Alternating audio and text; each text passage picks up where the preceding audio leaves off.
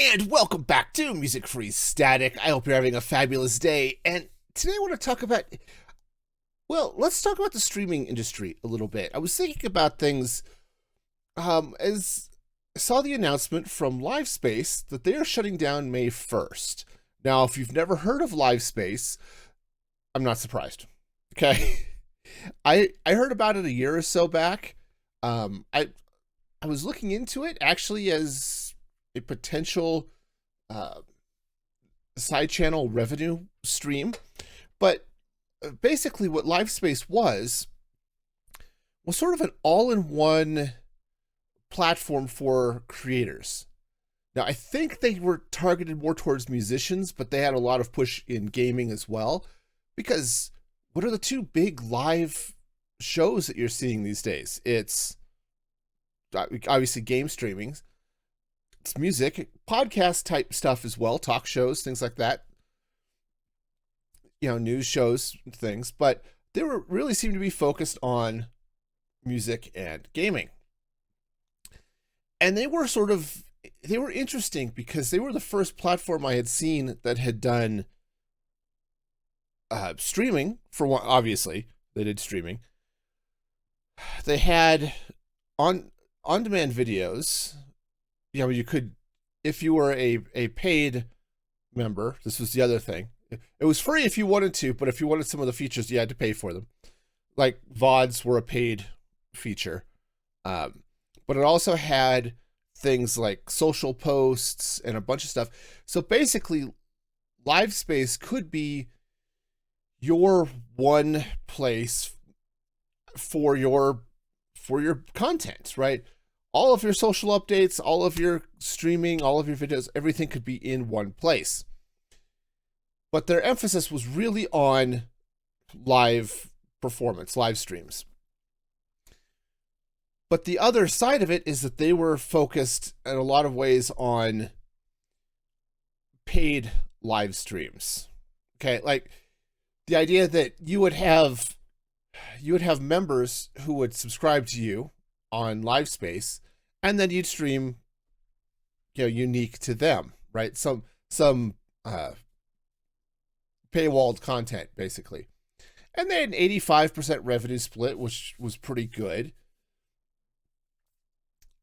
But they weren't able to go anywhere, right? I was watching them a little bit, said partly because it was interesting, but I've been really fascinated at a couple of things. One is streaming and streaming services. Like who is out there trying to really compete with Twitch, right? Who's out there really trying to compete with YouTube, I guess, in live space? YouTube does live, right? I know. I stream live there 3 times a week. And there are lots of live channels, but certainly in the gaming space, you don't see it quite as much. But I thought it was interesting. Livespace was interesting, not so much from the streaming competition space, which it certainly fit into, but also the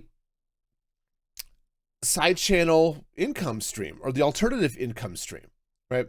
One of the biggest tips that any sort of content creator can have is diversify your income streams. Okay. But this is especially important for gaming streamers, right? If you're streaming on Twitch or YouTube or even Kick, you have the potential of getting income from those. Now, YouTube is the hardest one to get into any sort of monetization options, right? The YPP, even though they lowered their standards a little bit, right now you only need like 1,000 watch hours in a year and 500 subs. That's still a lot harder to get than it is to get the 3 concurrent viewers or whatever for a month that you get on Twitch. And Kick, I have no idea what Kick is, but fairly easy as I understand it. And of course, all of those services you can get you can get tips through, whether it's super chats through YouTube, whether it's bits through Twitch, that type of thing, or subs, right? Twitch isn't big on the sub front, right? You pay $5 a month. Soon that's going up, but you pay $5 a month, and now you get ad-free viewing on that channel. You get their custom emotes, right? All of that fun stuff, and the creator gets half and potentially more, depending on a number of other things. And YouTube has the same thing. They've got a membership program as well, where you set your membership rates, and cool. And now you get monthly revenue or tips through those platforms. But what happens when the platform fails? Or what happens if the platform isn't delivering the revenue that you were hoping for? Right? So we saw this with Mixer when Mixer died, right? People who had partner plans and stuff with Mixer, what happens to, right? They're making income off of Mixer. What happens to their income, right? And that's something that they need to consider. Yeah, so that second stream or third or fourth stream for income can be really important. And there are lots of services out there to do it, right? You've got places like Patreon, Fourth Wall, which I love, Ko-fi, which I also love. You've got sites like Streamlabs and Stream Elements. And then I think Glimpse is another one I've seen. And it's interesting. I said, the way some of these different plans and different programs, different things are showing up, right? What are they trying to do? Now, Patreon, of course, has been the big player in the space. They've been around for a long time. And they're mostly a monthly membership thing, though they do have an option of, hey, we'll charge your subscribers, I guess, a fee anytime you post something, rather than being a straight monthly fee. And that's sort of a nicer model potentially for like musicians or somebody who has a defined output of a thing, right? Say, okay, every song I put out, y'all will pay $1 or a couple of bucks or whatever every time I put out a song, and you'll then get to download the song, or something like that, right? I think mostly I've just seen it as monthly subscriptions, okay? And they've started to branch out a little bit into merch and things like that. Fourth Wall sits very much in that same space. I was going to talk about Ko-fi fitting that space, but Patreon has some features that Ko-fi doesn't have, but it's still mostly that same thing, subscriptions and things. Fourth Wall does a lot of that too. See, when I stumbled into Fourth Wall, I was looking for an alternative to Teespring for my merch, because I don't put out a lot of merch, and frankly, my audience is small enough. They're not buying a lot of merch, but I like having it available. That's a problem for future me Tumblr here for Music Free Gaming. It's great, and you can get it at musicfreegaming.com, because why not drop the plug? But it's that alternative revenue stream. Well, I started to really like Fourth Wall because not only did they have merch, but they started adding tips and memberships as well, which could then all be integrated. So channel members can also get discounts on merch, right? You've got all of these different things that help bring people there. And Ko-fi did a lot of the same things. It's why I started on Ko-fi. I left Patreon for Ko-fi years ago, because one of the features I wanted was to unify my offsite tipping with a subscription membership type service, right? And Fourth Wall does that plus merch. Streamlabs and Stream Elements both have their own offsite tipping type service. I can't remember if they do memberships or not, right? It's just, right. Glimpse is sort of an interesting name on this list as well, because Glimpse.me, I first saw through streamer and YouTuber Impulse SV. Now, Impulse has been looking for, obviously, different things to, in different ways to provide membership options and other long-term support for his community, and a way of rewarding his community. And so he got in on Glimpse. Now, what Glimpse really focuses on the private stream aspect of things rather than all of the other stuff, right? They're not a tipping service, right? You can't go there and, all right, send my favorite streamer $3.14 because I like, you know, memeable donation amounts or something, right? But one of the things that a lot of these services provide, things like, again, like Patreon or Fourth Wall, Ko-fi, you might even throw Discord into this. We'll talk about that in a minute, but what these things can do is offer a place to connect with your favorite creators outside of streams and help build those communities. And one of the things I've found anyway is that a creator is fabulous in and of themselves potentially, but what makes them really shine is their community. And being able to connect with other viewers and other people who have at least one thing in common: they all like the streamer.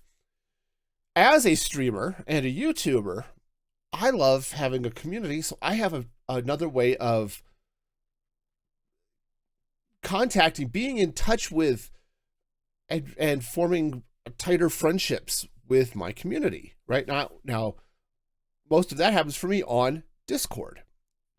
Now, Discord, not too long ago, started a paid membership option. So you could subscribe to a server, right? There could be free channels, but you could also have a membership option of some sort, and have access to member-only channels, right? Now, and I love it because I like having those conversations with my community. I like being able to connect with them and share with them and laugh with them outside of streams. You know, the comments on a video is not the place to form a community, right?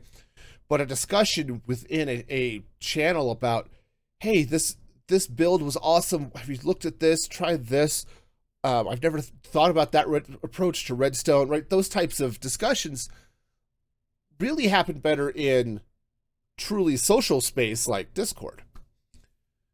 But you can have a lot of those conversations through those other services. And Fourth Wall and Patreon and Ko-fi, at least, all have the options to provide that same membership exclusivity on Discord by assigning Discord roles, right? So you help build that community.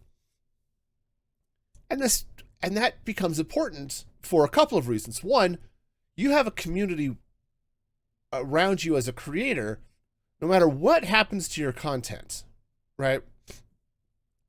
So I've bounced around a little bit. I started my streaming journey on YouTube, okay? And then I multi-streamed for a while on YouTube and Twitch and Beam later became Mixer.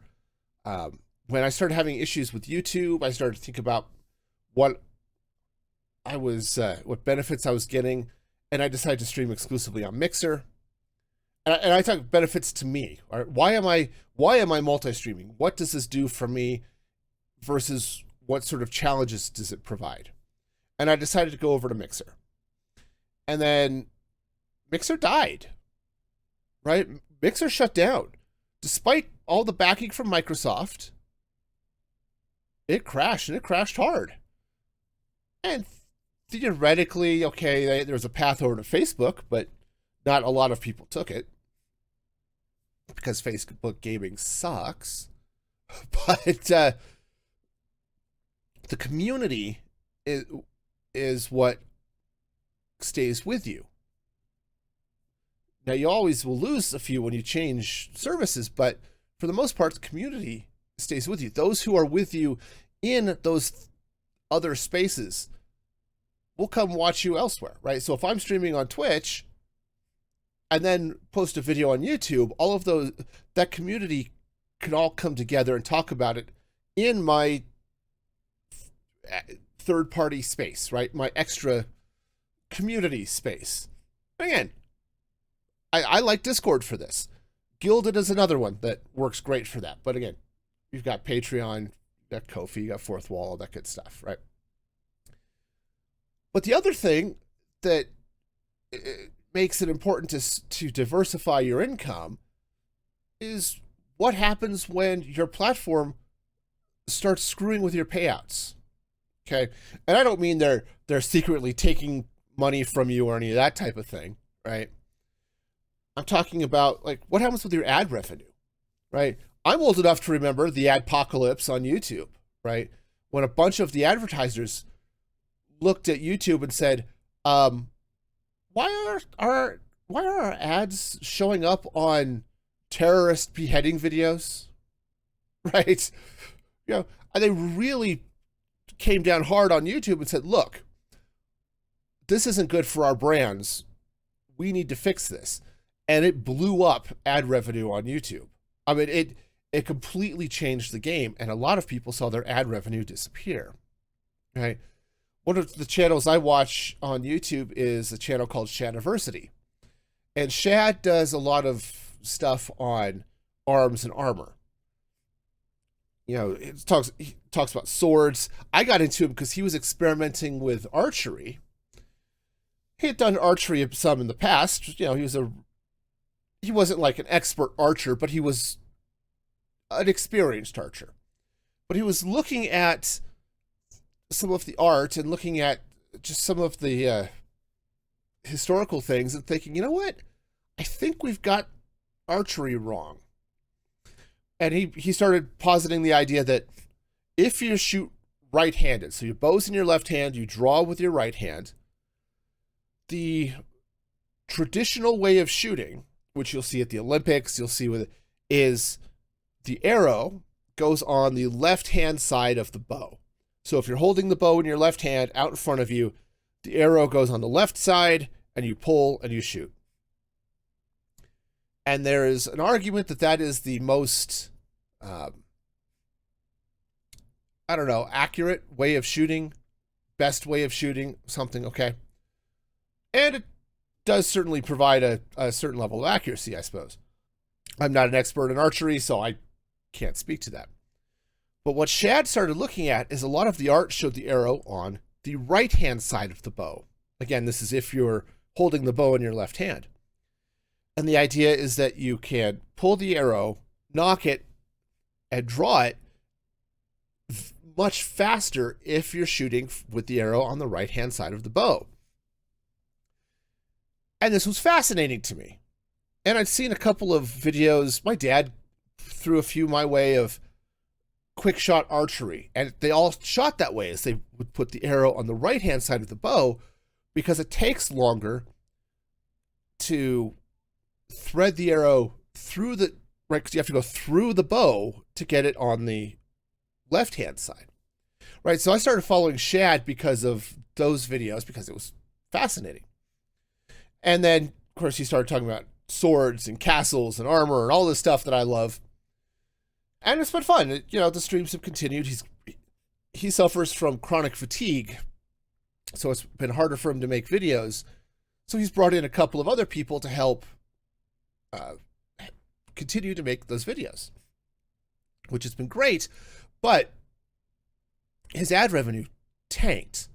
YouTube stopped advertising his channel, stopped recommending his channel a lot.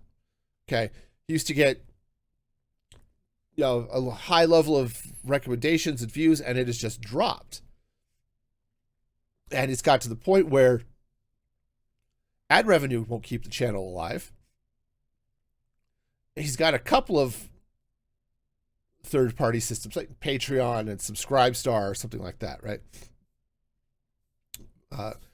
And these all basically give him that alternate revenue source so people can support him through those services rather than being reliant on YouTube.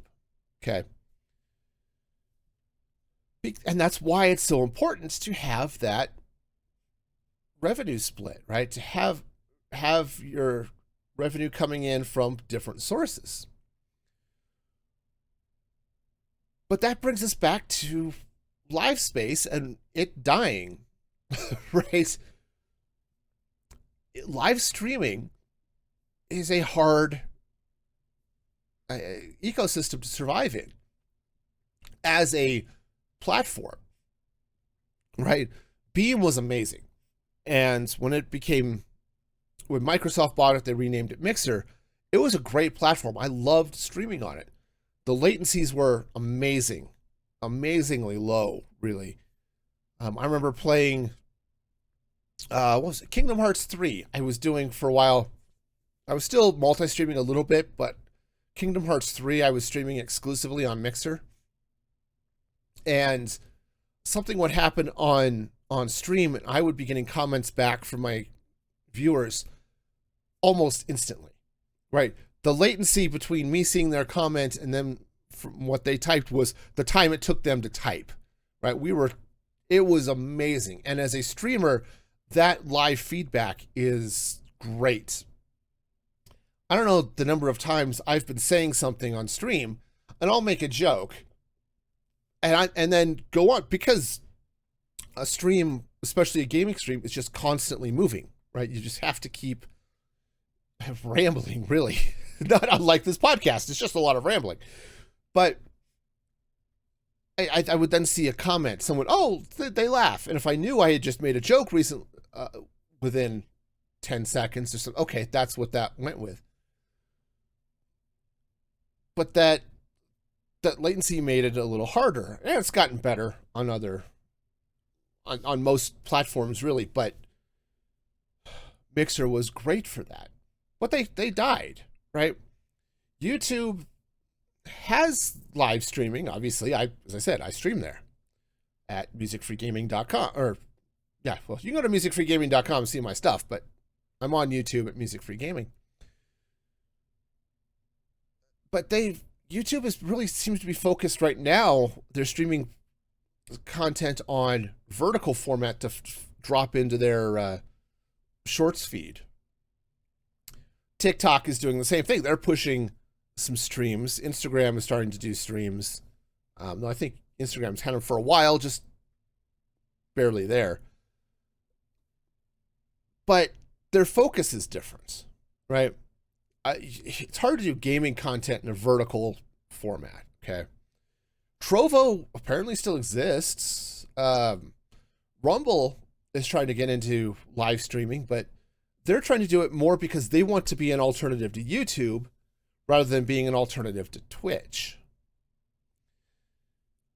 So looking at services like Livespace, which had a really interesting premise. Like, okay, I'm not going to stream on Twitch. I'm not going to stream on YouTube. I'm going to stream on Livespace.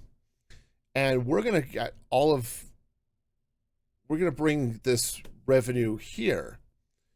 Which, again, sort of defeats the diversify your income argument, I suppose. But for a band, potentially, this was really cool. Because, hey, I'm going to go here. It's a great place for my community to be. And then, you know, for those who are supporting me through memberships, I'll do a live show for them periodically, and it'll be awesome, right? So, it's weird, right? Just so looking at the space, I've been bouncing around a little bit because there's just so much weird interconnectedness and trying to figure out what's going on, right? And as a creator, I kind of feel that. What the heck is going on, right? I was on Twitch. I was streaming on Twitch, and I made the hard decision a year or so back to leave Twitch and go stream on YouTube. Now, part of that was because it's easier to grow one channel than two. Okay. Again, sort of contrary to that diversification, but I'm too small, right? My audience is too small for me to be able to try to maintain audiences on two different platforms. I really need to focus. Now, having that community outside those platforms helps, but still, it's easier for me to focus on one place. But the other thing is Twitch is not making a profit, okay? They never have. And there's Amazon certainly asking if they ever will. And so they've been making a lot of changes over the last couple of years that are really focused on driving that revenue or driving costs down, as opposed to offering new features and services and things like that, right? They fired a large number of their workforce. I talked about that a while back. And well, ultimately, I think it's going to be better for the survival of Twitch. It definitely hurts them in a number of ways, right? Because they've had to start cutting back their support in different languages. They've have different features they've canceled or decided to not roll out. And the way they were pushing ads and stuff felt desperate to me. It's one of the reasons I left, is it felt like Twitch was, at the time, sort of on a mixer trajectory, where everything's looking good, and then suddenly they're in panic mode to getting revenue before they die. Now, I think Dan Clancy, when he took over as CEO, has stabilized Twitch a little bit, but they're still having issues. Now, they're starting to raise subscription rates, right? Sub prices in, what was it, Canada, Australia, the UK, somewhere else maybe, just went up. So if you subscribe to channels on Twitch, that price just went up from, I think, $6 to $7. That price increase is coming to the US. They've already said so. It's been $5 since Twitch started and has never gone up. Well, costs have gone up. Inflation is a thing, contrary to some politicians' beliefs. So, yeah, Twitch is going to be raising those prices. So, what do you do, right, as a creator? And, as a viewer as well, but how do you handle all of this stuff as a creator, looking at, all right, here's where I'm going to place my content. How do I get income? I need to deal with some other income, right? One of the things that I've been seeing in some of the community chatter is that a lot of viewers, they're looking at the increase of the sub prices and they're cutting back on the number of people they subscribe to, right? Or on Twitch, you could subscribe to Twitch Turbo and be ad-free across the entire site, which, if I'm going to have the option of paying $8 a month for ad-free viewing everywhere, or $5 a month on multiple channels, and to be fair, Turbo might be more expensive. I haven't checked the price lately, but as a viewer, you're coming out ahead just to subscribe to Turbo, but what does that do to your creators, right? And when Twitch cut their revenue share, they stopped doing their high-end contracts, right? Where you would get a 70-30 split and basically took everybody down. Nope, now you're at 50-50. And then they started rolling out tiers for their higher viewer count streamers, higher, not just viewer, but higher subscription count viewers. So now if you have 100 subscribers, paid subscribers over the month, or 300 paid subscribers over the month, over a 3-month period, actually, you get a slightly better revenue split. You get like 60-40, or you get 70-30, okay? What happens when Twitch changes that again, right? So it makes sense for creators to start looking at these side channel income streams. And what's going to happen? How are they going to work? And that's what made Livespace shutting down interesting to me, is it was a combination of all of those things, right? And Glimpse said, I think, falls into a lot of the same boat of, we are a side channel revenue source, you know, with paid memberships and stuff, and a place where you can do exclusive content for your viewers. Now, there is some argument I saw in one of the, might have been the YouTube Gaming Discord, about paywalling content for memberships and whether or not that actually works or not. It's hard to say. I'm certainly a small enough creator that it's not worth it to me. But there comes a point, right? I was watching one of the VODs from Impulse's, one of his Glimpse streams, right? During the stream, only subscribers on Glimpse could watch the streams. But then he would throw up the VOD. But because it was a subscriber-only stream, instead of having thousands of concurrent viewers like he does on Twitch during his regular streams, he was down to hundreds, right? And maybe less. I don't know. I didn't have a viewer count. But it was a much more cozy, intimate. They avoid the word intimate, like, because it has potential other connotations, but it's a cozier stream. And I certainly see it when I watch a smaller viewer or smaller streamer versus a large streamer, right? Because on a small stream, when you've got maybe 20 viewers and maybe a quarter of those are actually chatting, you can sit and actually have conversations with those viewers, right? Certainly how it goes on my channel, where, you know, if someone's in, we can have a conversation, 3 or 4 of us, and I can see all of the messages that somebody posts. Once you get to the point where you've got a couple of thousand people and you're having to put rate limits on chat speeds and stuff, right? Oh, you could one message every 30 seconds, right? And those types of things. It's harder to, you can't talk to everybody. Heck, you can't even talk to the same person because things scroll so much you miss their replies. So, yeah, I understand that idea of, hey, I'm going to go here and I'm just going to stream to a smaller audience. Now, Twitch has that option where you can just stream to your subs. YouTube has options for streaming just to members. I know there are a couple of YouTubers who do that. You know, again, I'm in the Minecraft space, so I know Minecrafters. But BOO does that. BOO100 on his YouTube channel is he puts out videos, but every once in a while he'll do a stream for members only.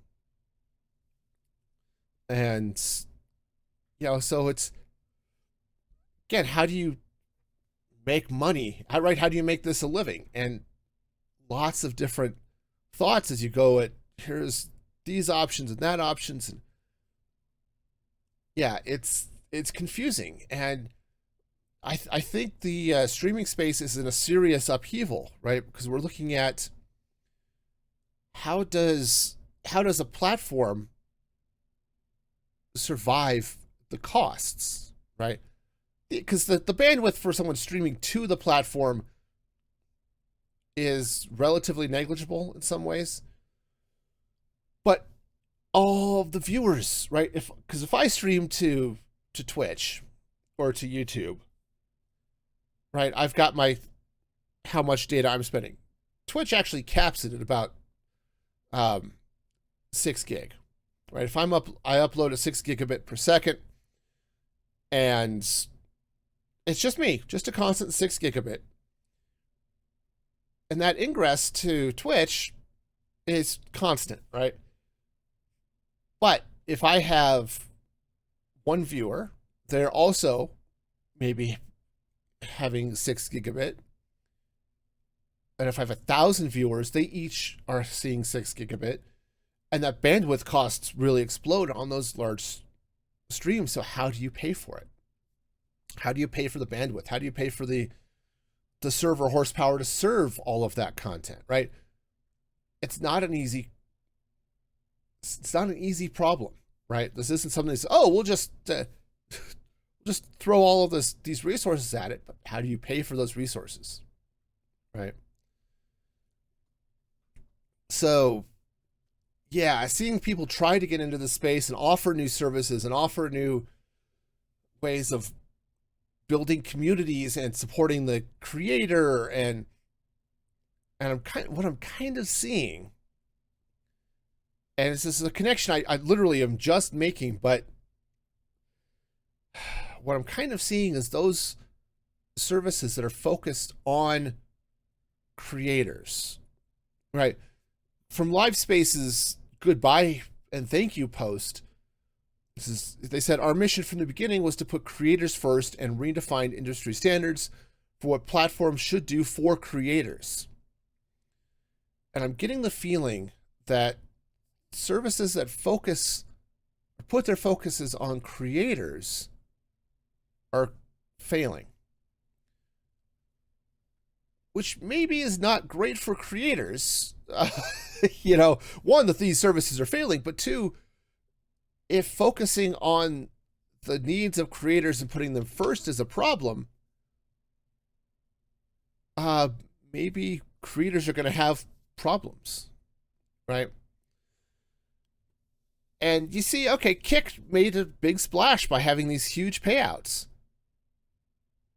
but they're having issues too. They're surviving not from their streaming revenue, but because they're funded by gambling and casinos and all this stuff. So I don't know. I don't know where this is going, right? And I've gone here a little long, but there is just so much weirdness happening here in this space. And, as a creator, how do you survive it? And the answer you always get on YouTube and stuff. How do I make money as a creator? Well, you make good content. If you make good content, it kind of doesn't matter where you are, right? So I don't know. I don't know where it's going. Let me know your thoughts on all of this stuff, because I've rambled here and I'm not entirely sure I have answers to any of this. So please let me know what you think. Drop them in the comments on YouTube or join my Discord and we'll talk about things there. And until next time, be excellent to each other. And this is Music Free Static signing off.